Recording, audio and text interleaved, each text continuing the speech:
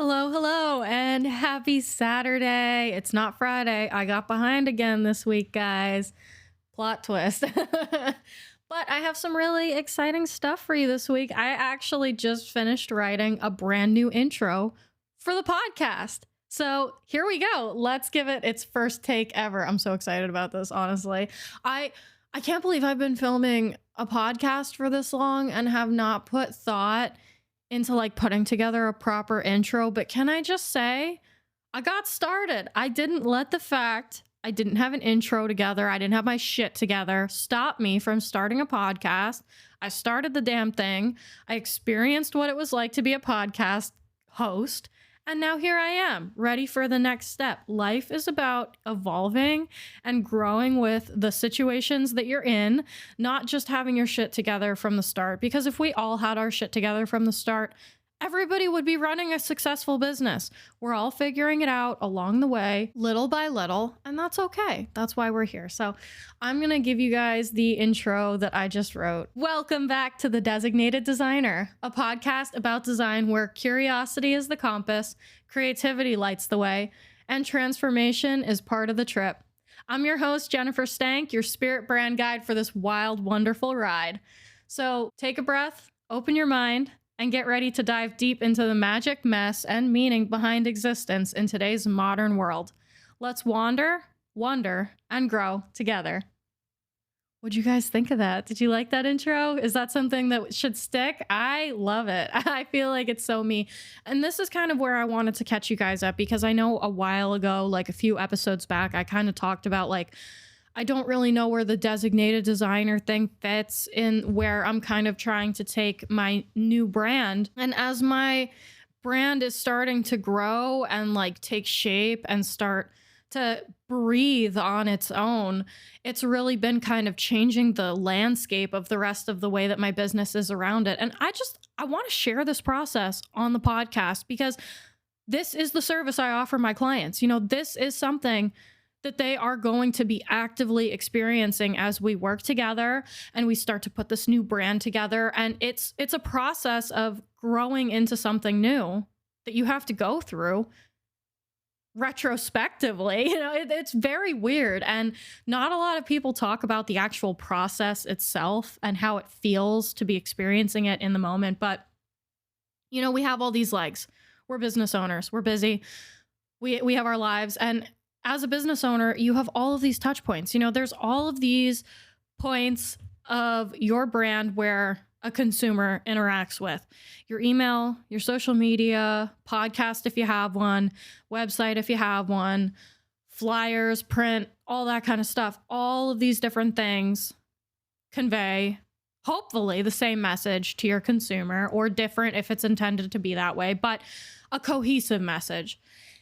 And it's really weird for me to kind of start to understand how, as this new brand takes shape, how that message is going to shift, not change completely, but shift into its new identity. This podcast being one of the many things. And I just wasn't sure, you know, like if the designated designer thing was going to stick, if it still felt right, whatever. But at this point, this intro I really love, because it talks about the wonderful ride of life, which I feel really relates to the spiritual element that I'm incorporating in the new brand. And it's still a ride, so the designated designer thing still makes sense. I'm probably going to dial it back a little bit from like designated driver theme, you know, so like upfront, but the fact that life is still a ride and I am in the driver's seat, and you don't have to go on this crazy, you could be a passenger princess. Like, that's how I want my clients to feel. I want you to feel like you could just be the passenger princess.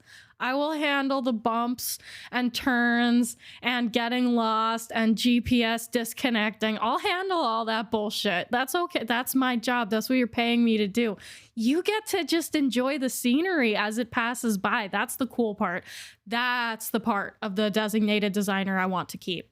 And I just wanted to share that with you guys in today's episode, because it's been a lot in my head lately. All of these different things, and how is it going to be, and how is it going to interact, and how is it going to shift, and how is it going to change. And I think this is such a huge part of where we are in our second year in business. So like your first year in business, at least for me, my completely unique perspective, because it's different for everyone. And I love to hear other people's stories because this is just my narrow-minded perspective of life in the way that I am experiencing it.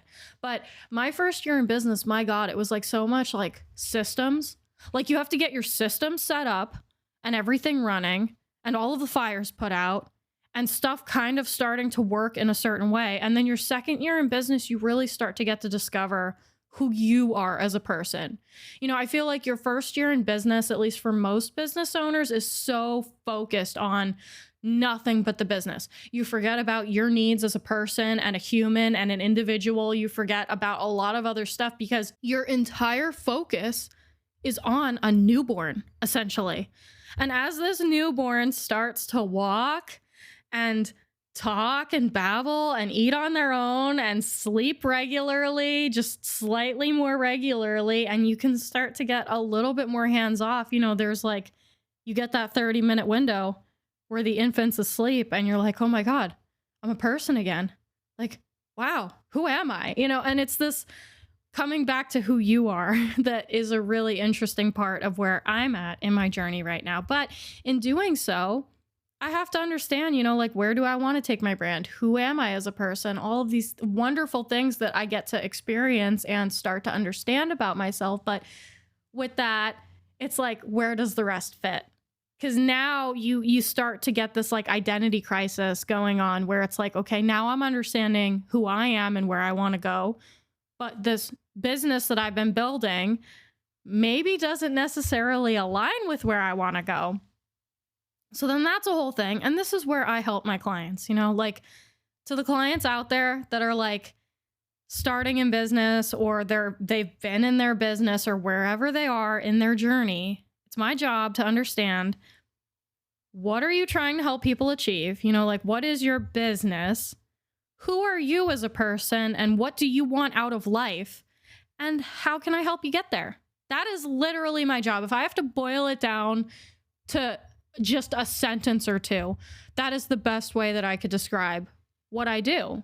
And it's so true. Like, that truly in its rawest, purest form is what I do to help my clients. And then just kind of understanding where I fit in the mix, because it's hard, you know, like you're running a business yourself. It's weird for creatives, especially brand strategists, because we're doing this every day for our clients. But then when we have to strip back those layers and do that for ourselves, it's just really weird and confusing and a little bit twisty and turny. So just rolling all of that into the podcast. Anyway, I digress. That's my little intro for today's episode because it's been a while. I mean, I think I missed last week. I can't even remember anymore. Life's just been crazy.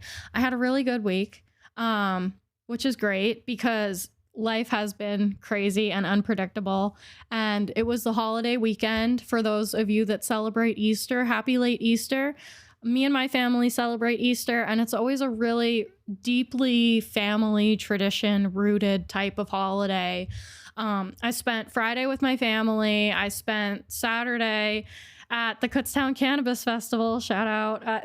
Best festival ever. I look forward to it every year. That's just time for me to unwind and be myself apart from family. Because I feel like sometimes in these weird intrapersonal relationships that we have, it's like, as I started to grow into who I am, I noticed like and it sounds so fucked up to say, but like I started to feel like I didn't fit in with my family anymore. And I don't know if that's like a business owner thing, because I don't have many other business owner friends to talk to about this kind of thing. But like, as I grew into who I started to grow into, like, it's such a dissociating experience where your entire young life, you're with your family and you're only with your family. You don't see life. You don't travel, at least for me. I mean, power to everybody that was able to travel and see the world in their youth. Like, God love you.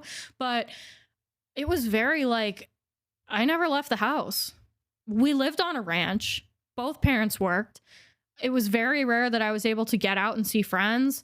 I couldn't go to the basketball court after school every single day because it was 20 minutes away by car, in any direction from where we lived. So it's just really tough. Like, you grow up and it's like your family, and that's all you know. Really, truly, for me, that's all I knew. And then you grow up and you go to college and you start your job and you work in industry and do everything. You play by the rules, you play by the book, whatever. And then it starts to just seem dull and monotonous and just like rinse and repeat. And for some people, they like that. That's good. Power to them. I wish I was one of those people. I really do. But for me, it was just like, it itched and burned the more I had to do it. The get up, alarm clock, make your coffee, pack your lunch, start your car, scrape off your car, go to work for 8 hours, come home. Like, it just, I wasn't built for that kind of system. I just could not. And as I started to grow into this unique perspective in life where you go against the status quo, you wake up, you realize who you are, you realize what you want. Not a lot of people are fortunate enough to do that. And then you start to pursue what you want and you'll realize, you don't really feel like you fit in with your family sometimes. And it's really weird, at least for me. I hope this isn't how everybody's journey is. I hope that there are people to where it's like, it was pretty seamless. But for me, it was like really uncomfortable to come to terms with all this stuff.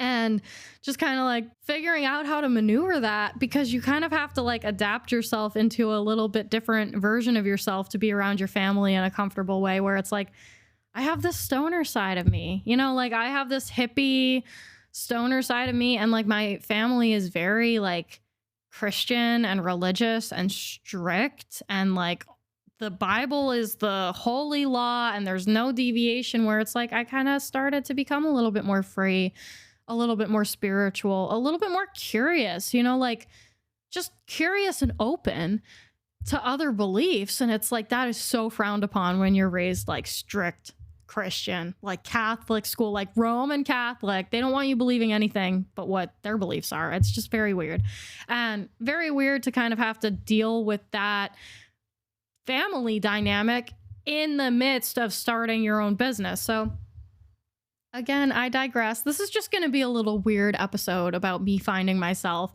and finding where I'm kind of going in life, because we started it with the intro changing a little bit. I wanted to introduce you guys to this new spin that I'm really excited to put on the podcast. And I really do feel like this is aligned more with who I am and who I'm becoming.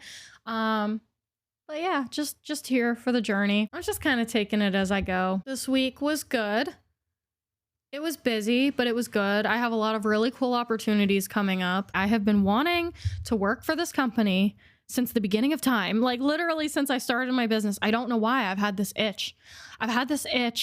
And everyone around me knows, because I said it constantly, where it was like, I have to rebrand CJ's Heating and Cooling. Like there's something about CJ's Heating and Cooling. I have to do their brand. It like literally kept me up at night. This loud voice in my head being like, you have to do the brand for CJ's Heating and Cooling. Don't understand why it was so important. And I really am spiritual. I do believe in God. It's been weird because so many times it's like, don't talk about your political beliefs or don't talk about your spiritual beliefs because you're going to scare customers away. Well, this is who I am. And if a client has a problem with that, maybe they are better suited for another designer. There is an endless sea of designers out there. I want people to come and work with me because of who I am, not what I offer. I am at a different point in my career already in my young second year of business, where it's like, I want people to come and work with me for who I am, not what I offer. So I don't care. I'm religious. I'm spiritual. I'm really in touch with a lot of the stuff, and I'm learning as I go, because I was raised in this like deeply religious, deeply Christian belief. And it was really hard because you start to question it as like a teenager, as an adult. Reasonable questions come up, and it's like you're screamed at for even asking those questions. But the thing is, like, That's not right. That's not good. You know, there should never be ever in life a situation where someone is screamed at for asking a question. What brought this to life was my experience in college and how the professors, and I know some people, like my parents will always say, like, oh, the liberal professors, they're trying to brainwash you, whatever. Like, everybody can believe what they want to believe. I don't really believe anything anymore until I have a personal experience with it. You know, people can have personal experiences with certain things and they can think what they want. I'm going to believe what I believe if I see it firsthand. You know, that's really the only thing I can base anything on anymore in this weird technological world of everybody just shouting at everybody online. Think this, believe that, do that. Like, no, be yourself. Like, that's the most important thing in life, is just be yourself. But anyway, in college, these professors would be like, no question is a bad question, or no question is a stupid question. And that was my first encounter where I was just like, what is going on? Because my entire upbringing, it was like, don't question the authority, you know, like, don't question the rules that have been passed down for centuries upon centuries. And now I was faced with this entirely new perspective in life where it's like, no question's a bad question. And I was just like, whoa, really? That's cool. I like that a lot. I like that a lot. And that's where it allowed a door to open in my finding who I am, to be able to start to ask questions and be curious. And I am so thankful for that, because that is what I do for a living now. That is what I do for a living. I am curious. I ask questions. I try to find answers. I reason. I deduce. I hypothesize, all on a visual level. And I've been coming to this understanding that what we do as brand strategists is we learn to speak the visual language. I'm starting to look at visual graphics as if it's its own language. Its own language entirely of its own. And the way that business owners are trying to communicate their unique message, the message that they want to communicate to their target audience, has to be done in a very tactical, strategic way. We're communicating that through visuals. And if you can understand how to speak that language, you can understand how to use that visual language to best suit your client's needs, I feel like there's nothing that's going to stop you.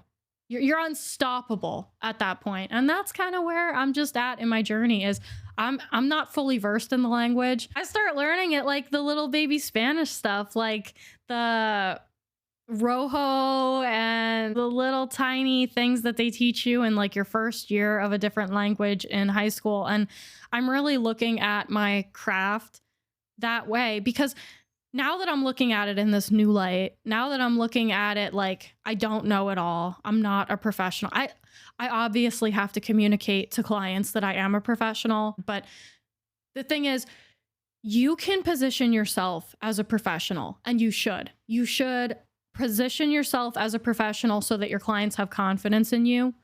But at your core, understand that you might just be starting to learn, and that this might only be your first year in Spanish. You're starting to understand things like common household objects, names, and things like that. You didn't learn to conjugate verbs yet. That's so cool. And that's coming in the future as you continue to learn. I think when you look at it from that unique perspective, it allows so much more growth to be able to occur in the future. You're no longer boxing yourself in. You're only allowing yourself to grow more and more and more. And yeah, I guess you could say that's kind of where I'm at now. And it's very exciting. And I wish that more people would talk about this process. Like, it is scary to go through. It's a lot at once, and you really don't like, and it comes from every direction. Like, that's why I wanted to just totally put all my cards out on the table in this episode, because it's like, you're understanding these things in your business and you think that you're a professional and you think that you know everything. And then these things happen in life, in your career, in your daily business, that just completely humble you and remind you how little you know. And it's exciting because in that moment, you realize how much more growth is able to occur. And that's like really exciting for people like me. But in that, you're faced with an identity crisis. Like, I thought I was this, but now I'm not, and it's just constant going through it. And I've been fortunate enough to be able to find other like minded creatives.